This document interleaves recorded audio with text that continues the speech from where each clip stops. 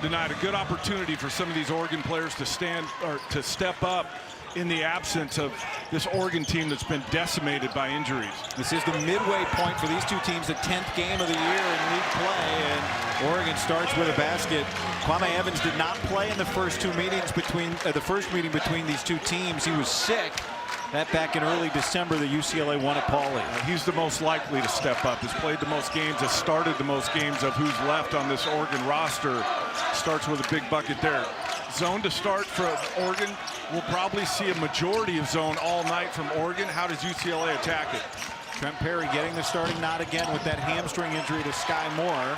And there's the rebound for Sean Stewart. Trent Perry's really been playing well the last 6 games, over 16 a game in the absence of Sky Clark. Shooting it well, over 40 from 3. Sky Clark is on the trip with the team, and they're hoping to have him back soon, but his return date TBD. Here's Wei Lin starting in place of the injured Jackson Shellstad. A second opportunity, and that just grazed the front rim. It's interesting, Guy. Oregon's defense has kind of held up in this losing streak that they've had. It's really been generating enough offense without Shellstad running the show. Wei Lin still trying to figure it out, but then their perimeter shooting. Oh, it's Daly hits the turnaround, generating enough offense, Oregon, to not just stay in games because they've done that, but to get over the hump and win some of these games. Nice pass from Lin to Stewart, and he can't connect. 6-game losing streak for Oregon. Dan Altman said really he was happy with his team's effort for the most part. Yeah. The Washington game, they gave up almost 20 offensive rebounds. That's where he got frustrated. A foul battling with Bilodeau is Des Lindsay. That's his first. Dan Altman told us today he hasn't had a season like this in 30 years since his first season at Crate. Good energy at shoot around, good energy to start this game. This team is still playing. Again, I said it earlier, can they generate enough offense to win some of these games, especially at home? Stewart the rebound. Just 8 scholarship players available for Oregon tonight. Well, one area Oregon can hurt UCLA is on the backboard. UCLA not a great rebounding team, and Oregon one of the better offensive rebounding teams in the Big Ten. There's Lindsay, and it won't go down. And I think Oregon's not going to make this game fast either, Guy. When you have the lesser roster, which they do because of injury, you don't want more possessions, you want less possessions. So we'll see what the complexion of this one looks like as we get going here. I don't think Oregon's going to want to try and run with UCLA. Bilodeau bumped and fouled by Sean Stewart. It doesn't matter, but UCLA's schedule does, on paper, seem to open up a little bit here. 2 home games last week here at Oregon, home again next week.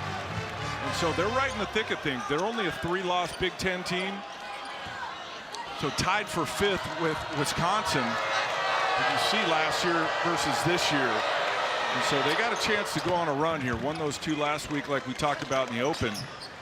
But they got to take care of business tonight. The one thing I keep thinking about with this Oregon team is they know they're playing free and open. There's no expectation because of all the injury. And so when you play a team like that, they're dangerous. Sean Stewart, tough shot, and Evans working hard for the offensive rebound. And then throws an interception. One thing you won't see that we've seen a lot of out of UCLA lately because of this zone is that Bilodeau dent screen roll game at the top. So you see against the zone, they're going to put Bilodeau at that mid post and let him operate. One area to look at too, Guy, is Bilodeau playing against double teams, playing out of double teams, making the right read, making the right pass if that double comes. Struggled a little bit against Northwestern. And he's going to see him again tonight against his Oregon team.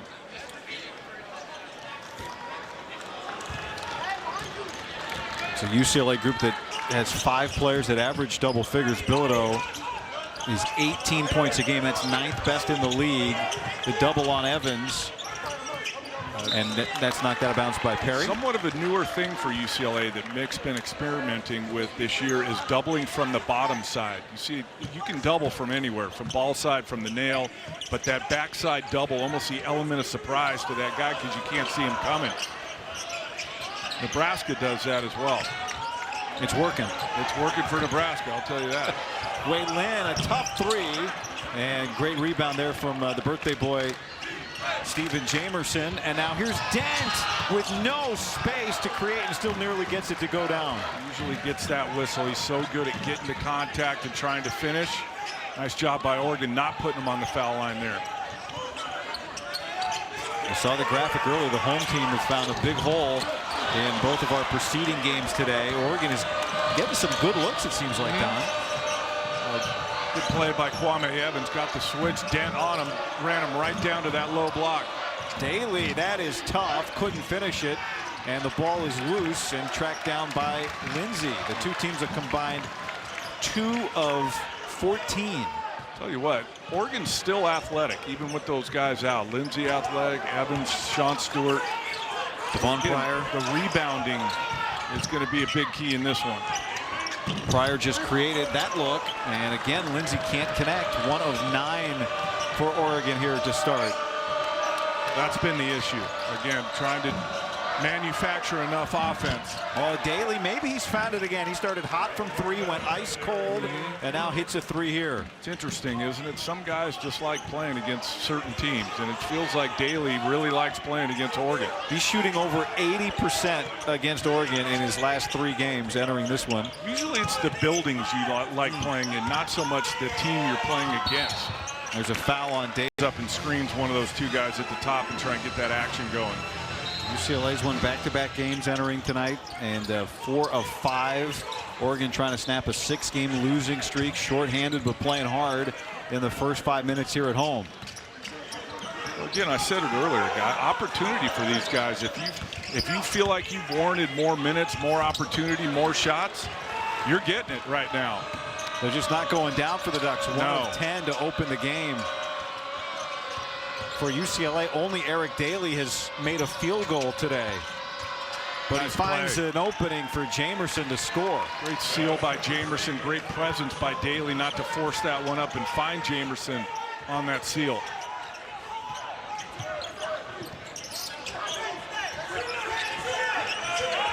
Jamari Phillips off the mark with that 3. And he's one of the guys I'm talking about. Jamari Phillips, highly rated coming out of high school, didn't play very much last year, has gotten more of an opportunity this year, but really going to get an opportunity now. Let's see if he can settle in and really start affecting the game for Oregon.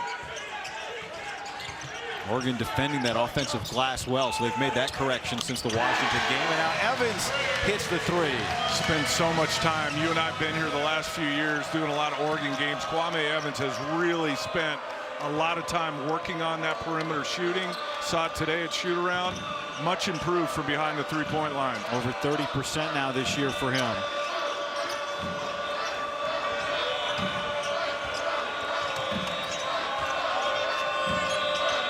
Shot clock is at 5. It's Donovan Dent races and won't get it to sit. But the offensive rebound from Daly. Point play, and he's got 8 of the 11 for the Bruins. 3-point play, not 2 free throws. You're thinking back to your McCourt days where they used to shake the backboard. Yeah. The story goes that Don would complain and the officials would. I did one time. They instituted a rule that you could stop the game and tell the officials that the backboard's moving. No one did it except for me. Just because I was that guy. If they make a rule, there's Evans with another 3. Wow. Again, it comes down to that end. Oregon's going to stay in this game and give themselves a chance to win if they can score. Evans, 2 3-pointers here early.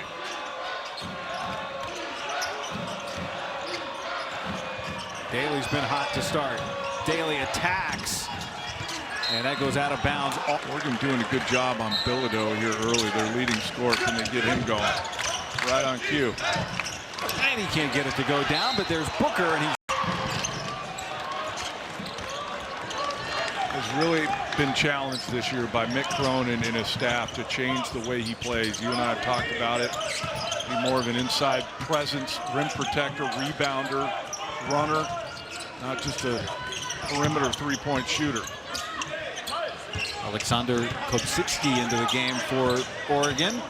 Dan Ullman getting a lot of his guys in here early. Deep 3, and Phillips hits it. He's got that ability to stretch the floor. Not known coming out of high school as a really good 3-point shooter, but has gotten better at it. And that one was from deep. That was NBA range. He put on a great display of shooting after shoot-around today, the team's day of game practice. He hit a bunch of threes and found the stroke, and Bilodeau was able to get his first basket of the night. It's so tough to match up with him because he can do both. He can step out, pick and pop game. He can go down there, turn his back to the defender. Nice turnaround. Not an easy shot going over left shoulder as a right-hander on that baseline, but he made it look easy.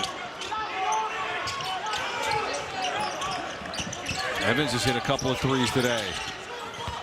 Creates an opening, and up in Pullman, and great to see him out here and that whole group. Maybe an omen. Those group of players that twice upset a top-ranked UCLA Bruins team in the 70s. Trent Perry in rhythm to a three, but off the mark. A little quick for that. Off the bounce, contested from behind the line. Kwame Evans hit 2 so far in this game, and that loose ball's chased down by Daly, who started with 8 points for the Bruins and pushes it up ahead. Now, I mentioned earlier, Guy, I felt like Oregon would take the air out of it a little bit, slow it down. I really sense that out of them. Bilodeau connects. Shooting it with so much confidence this year, 45% from behind the three-point line, and seen it all already. Inside outside game from Bilodeau. And Brown knocks that out. Bilodeau started his career up the road in Corvallis at Oregon State. You see the improvement. I mean, it's right on schedule. And I think what's most impressive about that graphic is, and it's not on there, it's more attempts each year. Yeah, a high percentage on more volume. Is he going to shoot 50 next year? If he comes back, why not? Here's Lynn in the mid-range. Probably had enough time to get that up on the rim. That's a tough little flip shot from 7-8 feet. Dent. Ball's been moving for the Bruins in this first half in the half court. Oregon mixing it up a little bit. That matchup zone's predominant, but sometimes they go straight man out of it.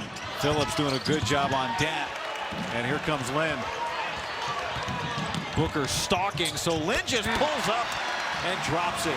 Good decision by Lynn. I didn't think he was going to challenge the defender, but went to that D-cell on the Euro, gave himself enough room to get it up and over Booker. First basket for Wei Lin, and Booker just rips that board away. Bilodeau in traffic gets fouled by Johnson. Bilodeau 87% free throw shooter, swishes the first. Early in the season, if you remember, Guy, Bilodeau was 50-40-90 for a while. Not quite that, but still 50-40 and just a hair under that 90. Never been done at UCLA, a 50-40-90 season. So if he can rip off a run here of free throws and get himself back to 90, that would be impressive. At 50% from the field, 40% from three, and 90% from the free throw line. More of an NBA thing that gets talked about. But 2 of 9 from 2, 4 of 12 from 3.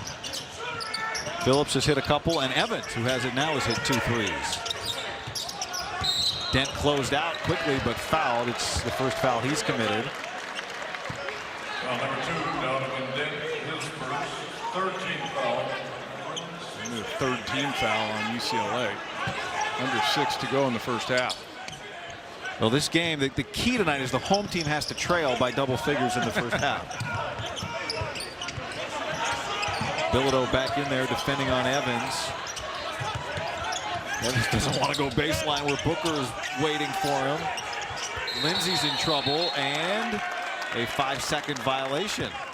You don't see that very often. No, you don't. This is what we're talking about. Iowa trailed at home by 11, then led by 17. SC came back. Yeah, wild made it a game. We're going to see Iowa here on Sunday. Yep. Playing Oregon. Looking forward to seeing them in person for the first time. Perry tough, well defended by Phillips, and a foul clearing out underneath on Booker. His first. It's interesting. UCLA's got a 10-point lead. What if they had made their layups here in this first half? Perry with another miss at point-blank range. Well, half of UCLA shots made have been threes tonight. Phillips, that was real tough. There are only 8 scholarship players on this Oregon team right now. Team that's playing. That's right. And that includes F.A. Vatan, who's a freshman who played 1 minute against Washington the other night from Turkey. That was his debut. So they don't, even less. There's Biddle. Again, I look at it the other way, Guy. For these players, an opportunity to show what you got, to earn more minutes. When these other guys come back, are you now in the rotation because of how you played when they were out of the lineup? Dana Altman was so encouraged and happy to share. Here's Evans a 3. How hard Nate Biddle is working to try and get back. And again, Nate, they go to Indiana, Purdue. He would love to get back for that trip. Well, which is saying a lot in this landscape, and I hate to say it, but the landscape of college basketball now, guys, just, Nate Biddle's a 5th-year guy, out of season's not going great. Like, you could just shut it down and no one would probably say anything, but he's fighting to try and get back and finish this thing the right way in his Oregon career. Shot clock low, and it is wiped out by Booker.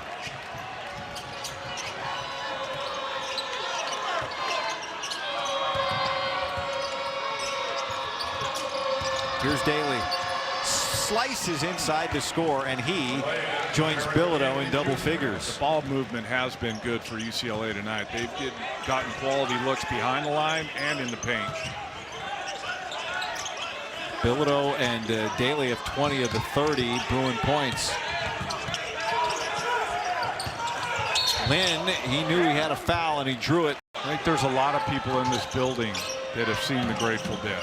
I would put money on that. They've played at the student ballroom here on campus, the Student Union Ballroom as well.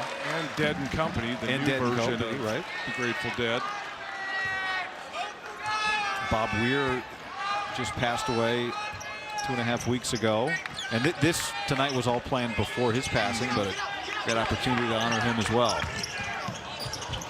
Evans cannot finish, but what a tap in by Lindsay. Maybe that gets him going. That's his first basket today. They needed to see something go in.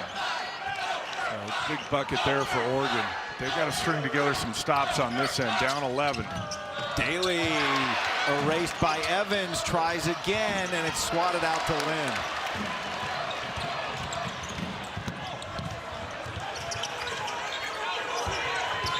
Three minutes remaining in the half. Johnson. Ball fake. And it goes down. Luke Johnson knew Booker was there, showed it to him, let him fly by, finished at the rim.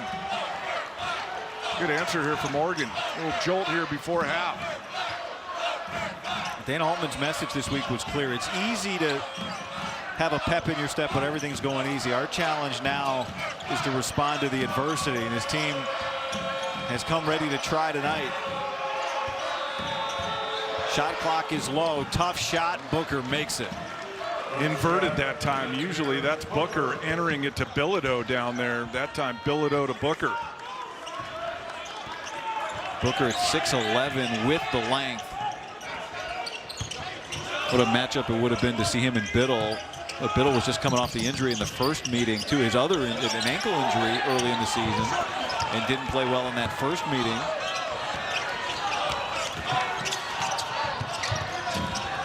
That's out of bounds off. Last year as an assistant was 98, and the last concert was 95 at Soldier Field. So I mean, you can make that drive. No doubt.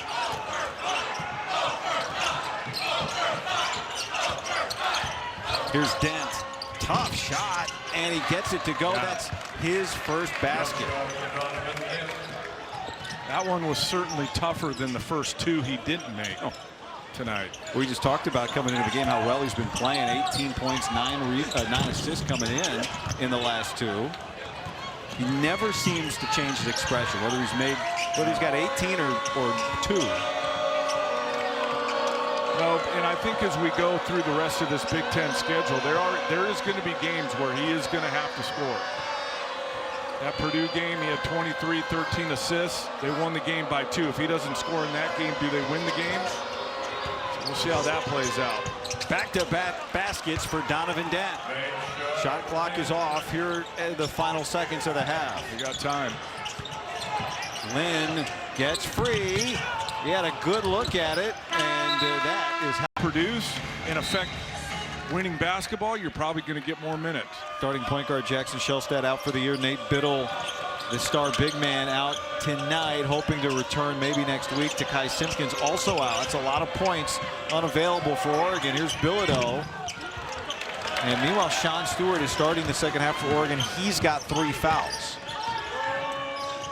Oregon continues to play that zone, and UCLA did a great job of attacking inside and then spraying it out.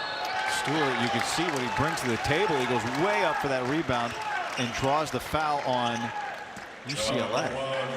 UCLA, and the shot goes up. You better know where Evans and Stewart are, because they're coming to the offensive board. Stewart gets another possession for Oregon on that one. Here's Phillips, and that's off the top of the backboard, out of bounds. Oregon's lost 6 in a row, but despite being very shorthanded, 8 scholarship players, 7 who see minutes, they have brought the effort tonight. And that's just Dana Altman. He's been doing it at such a high level for so long. He's not going to, you know, shrug his shoulders or pout. Like there was a normal shoot around for them today, Which was engaged and energized Dana Altman, as we're used to seeing. Foul on Booker. That's 2 quick fouls for Xavier Booker, and so he's got 3 for the game, and he heads to the bench. We just said coming out of halftime, feels like UCLA is getting some momentum. Can't play the scoreboard in the second half and say, well, Oregon doesn't have enough, we're going to win this game. You got to keep playing the way you've been playing. Well, with Booker out, Lindsey goes right to the rim.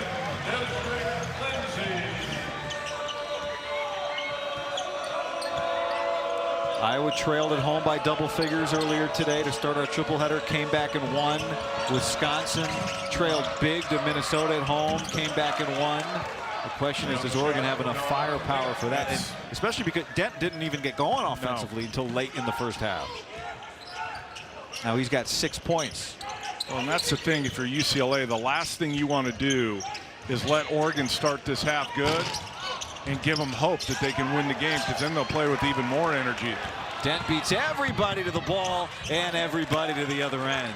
Against Northwestern on Saturday, he had that exact same play, tried to dunk it and missed it. He's done that a couple times this year, so good to see him just lay that one in that time. Opening up a 16-point lead, largest of the night for UCLA. Evans hit a couple of threes early in this game. Goes into traffic where Jamerson walls him off. Looking for the whistle, didn't get it, Sean Stewart. UCLA playing 5-on-4, and now Evans gets back into action. Surprised Bilodeau didn't pull the trigger on that. You know what he's really good at is he doesn't need a lot of space to get that 3-ball off.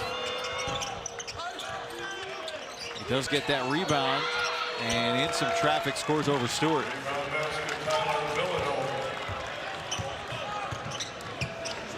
Bilodeau averaged 18 a game. It's 9th in the league entering play today. He's got 12 so far tonight.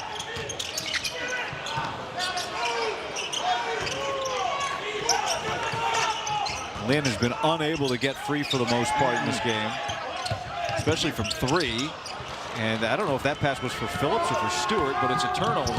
Up top to Daly for the dunk. Live ball turnovers, when you're struggling offensively, make it seem even worse.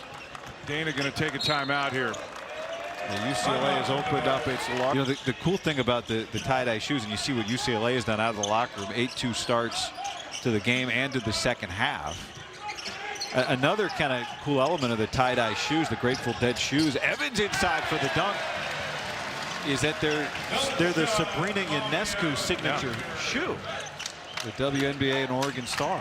Dana Altman's so good, ATO after timeouts, and that was a design play to get Evans on the switch down low. Easy dunk for him.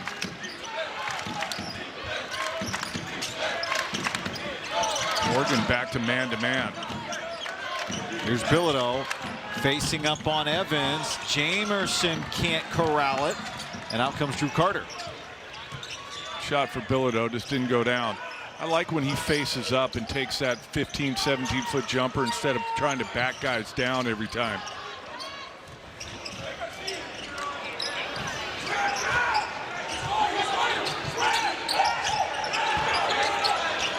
All good defense by Perry, but Evans was able to still collect and score.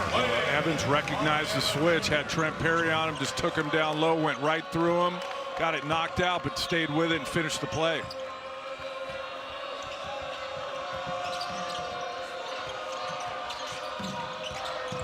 Dance, no, and Bilodeau, he grabbed the rim trying to dunk it. It popped out, but he's able to. Probably threatening being over 40. Tyler Bilodeau fouled before the timeout at the line and adds to his total. Bilodeau 13 and almost half of them come at the free throw line. Workmanlike so far from UCLA, hadn't it been, Guy? This would have been easy for UCLA to come in here off of 2 big wins last week. Oh, Oregon's down, no one's playing, and not show up. They've had the right disposition right from the start. Mick Cronin is so good at that. I've talked to him so many times about human nature stuff and overcoming that, and building your habits and staying with them. That it's rare that UCLA isn't mentally ready to play under Mick Cronin. Beat Purdue, a dramatic upset 8 days ago, then beat Northwestern, and Mick Cronin made the point to point out, and I think it's something coaches say a lot, but I think it's also correct. It felt like Northwestern was better than their record. They got that first conference win against SC. But you're playing the leading scorer in the league, and Martinelli. Here's Evans drawing the foul coast to coast. 5-5. It's going to be, does somebody win 1 or 2 and turn the thing upside down a little bit? Maybe not upside down because you got triple bye and double bye. But and what's at stake at that point? There's going to be teams that most likely will be on the bubble that need wins. But I said it earlier in this game, when you're playing teams like those 4 teams that have to play on Tuesday, you never know, man. When you're playing free and open and easy, sometimes you just get hot. And that's a danger for teams that are really playing for something important at that time of the year.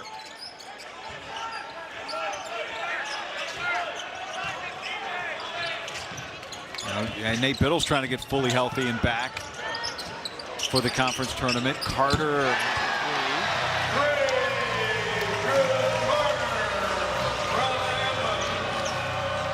Bilodeau got clipped in the face on that last possession where he lost the ball, and he keeps touching his nose as he walks back up the court. Don't see any blood. Or his mouth, maybe. And now a turnover. Here's Stewart. And the Ducks will not go away. All they needed was a spark. If I hadn't already watched 2 games, so we're trying to make it 6 for 6 dramatic games in less than a 48-hour stretch. But Oregon relying on people that haven't had big roles on this team right now. So can they come all the way back? We've been giving them credit all night for how hard they're still playing, even though they're missing so many key pieces. But do you have enough to get this thing all the way back? Well, out of the stoppage, it's Dent that scores. He's in double figures now for UCLA. Deep position for Stewart, and he gets it past Booker. Booker has re-entered with 3 fouls for the Bruins. Booker late. He was in position to go get that and just didn't see it early enough. Sean Stewart finishes. Dent fouled by Jamari Phillips. That's his 2nd foul. Tuesday, more hoops excitement comes your way when the Bruins host the Scarlet Knights at Pauley Pavilion. Coverage begins with a tip-off show at 9 Eastern, 6 Pacific on the Big Ten Network and the Fox Sports app. And we know Steve Pikiell's team will be ready for that. Young team, but playing hard every night. Almost got Michigan State last night. That was the last game Oregon really had a chance to win late, lost it in OT. Meanwhile, Dent, Telling you, played well. I've done enough of UCLA's games. He is shooting it with way more confidence than he was earlier in the year. They're not all going in, but I feel like there's more of a chance of it going in now. The student section was giving him a hard time where he started 0 for 5, and he looked back their way and had a word. Good to see Bilodeau, whatever he was dealing with, that collision he had earlier in the game for UCLA. Evans with a size mismatch, but it's way out at the Coming Bilodeau. And it creates a turnover. Perry's got it. Nick Cronin saying slow it down. Dent attacks and draws the foul. He's a lot like Donovan Dent, where he just makes the game so much easier for everyone else. And went on to be the 10th pick of the draft that year. It was interesting. The knock on him was his shooting. And I believe his senior year, Pooh shot over 50 from 3, ended up being the 10th pick in the draft. Wow. Here's Carter a 3. It must have been a tough adjustment to you go from Pooh Richardson, and then you get Derek Martin, who's on that list twice. Yep. But it also helps for them to play with UCLA's all-time leading scorer. I was going to say, if they wanted assists, they knew where to go with it. Not if they wanted it back, though. No, God, no. Dent so far tonight with 15 points and 4 assists. Bilodeau, smart play, and gets the foul line. Himself 3 free throws.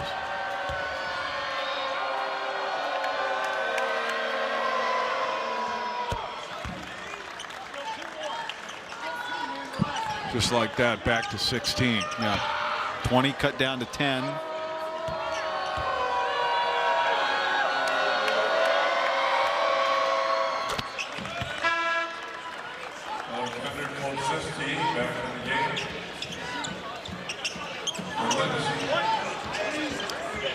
Cronin's group, you know, we mentioned last year they got hot. The year before they also got hot in mid-January.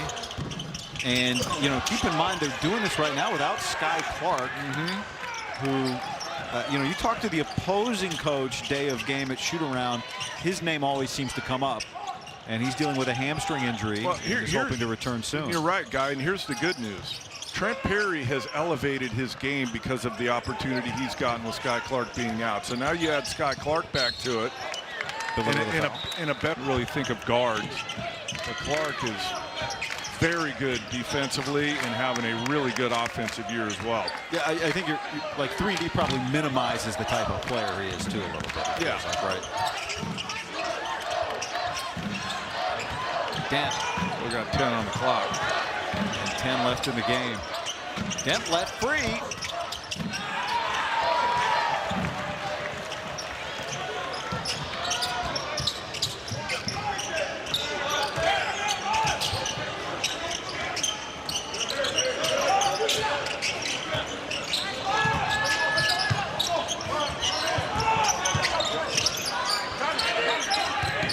Bilodeau hanging out. Yep. Knew that double was coming. Shot clock at 4. Phillips. Tough shot. Showed it. Sidestep 3, falling away, contested.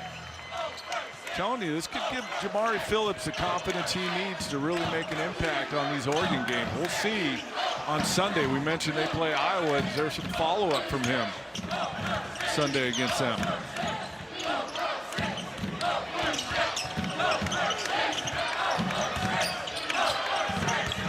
Perry with the shot clock low, draws the over as well. So ball security going to be a big priority for Oregon against the Hawkeyes. It's just so hard to replace Jackson Shellstead. I mean, it's so hard to replace the guys they've lost. It always is, but Shellstead in particular. Kind of like Dent. I mean, even when he's not scoring, he just handles so much pressure with the ball. He manages the game is what he does. You know, he understands the position. He understands time and score. When to go for himself, when to get others involved. And you really get the feeling that UCLA is managing this last part of this game. They're in no hurry. They're okay with letting the shot clock go down. Brown right on line, but couldn't hit it, and now the ball loose. Carter, does he get tied up? Their metrics, their net around 40. They still have some work to do, but I just feel like if they do win these next tonight and the next 3, no one's going to be talking about them not being an NCAA tournament team. Offensive foul on Stewart. That's his 4th. Mike DeCourcy right now has, at last check at least, has UCLA as an 11 seed. And you'd certainly like to improve that as well, regardless if there's no more conversation about you being an NCAA tournament team or not. Still like to move that seed up from 11. You saw the graphics. It's 7 of 10 remaining in the Pacific time zone as Williams follows. That doesn't include tonight, which would make it 8 of 11. And if you go back to the Purdue game, that's a stretch of 10 of their final 13 games on the West Coast. Well, travel is certainly a factor when talking about a conference schedule. I feel like they've gotten the hardest part out of the way. Kabzisti. Under 5 minutes remaining in regulation. And then the beauty to your point, Don, just on resume for them is you don't hate having Michigan and Michigan State. They've got opportunities still ahead. They've got 5 quadrant 1 games left on their schedule. Evans. It's 13, but you can see what Donovan Dent's doing here, Guy. I mentioned it before. He is walking it up every time and just bleeding this clock out. I want to give Oregon more opportunities to score and try and close the gap. It's out of bounds off of Evans. 10 seconds on the shot clock for UCLA.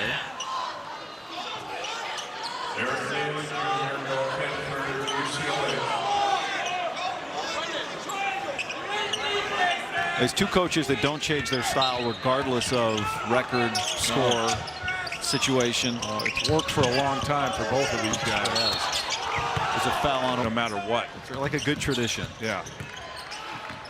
It lifts the spirits. And we wondered what kind of spirit this Duck team would have tonight, and the score may not indicate it, but they came not looking like a team emotionally that had lost 6 straight. No, look, it's a tough deal when you have that much scoring firepower sitting on the bench, but Dana Altman's been so good for so long, and none of us that have been around him for years are surprised that his team's still playing, still competing. They just don't have enough offense right now. Just don't. Dent gives it up to Bilodeau, and the loser was it knocked away. Officials are not sure. I think if the circumstances of this game were different, there might be a challenge involved there. So.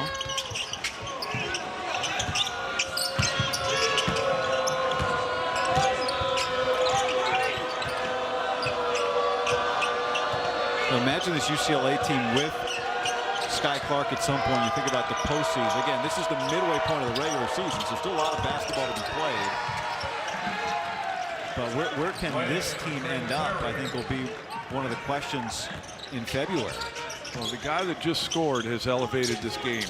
His game. We were talking about that earlier. So that makes them tougher to deal with.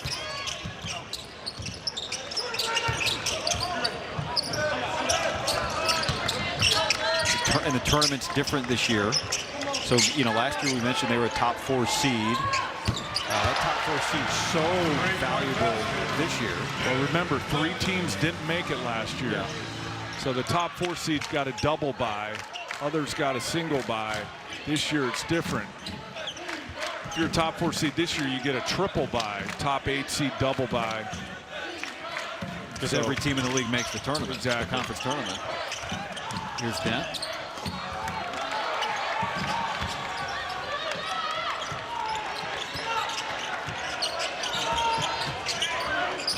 Kicking towards 2 minutes remaining here in regulation. For Oregon, it does not get any easier. They're going to hit the road after the Rutgers, or after the Iowa game here on Sunday, and go on maybe the most difficult road trip you can cook up in all of college basketball when it comes to environment. Well, Purdue and Indiana. You mentioned it earlier. Hopefully Nate Biddle can come back. Sounds like Simpkins may be back soon. So that would obviously help.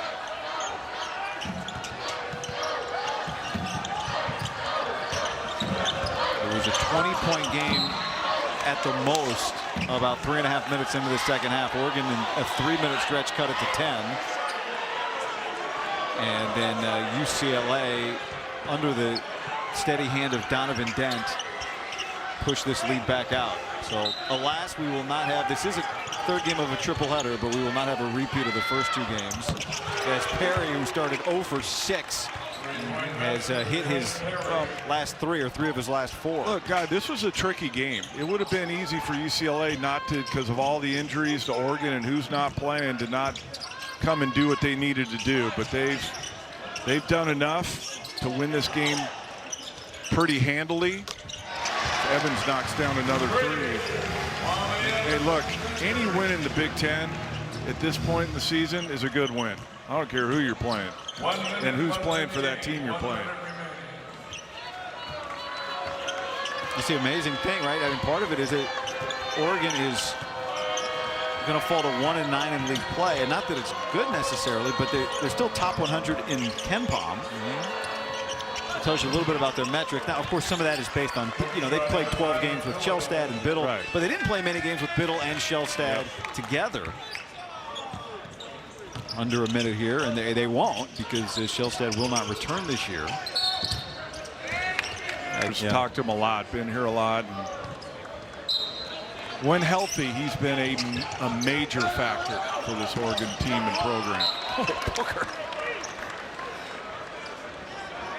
There's going to be some, you know, big tournament game, late final second. Someone's got to inbound down 1, and they're going to have to inbound it around Xavier Booker. Well, that's something Mick Cronin's always done, is put his big on the ball in those baseline out of bounds situations.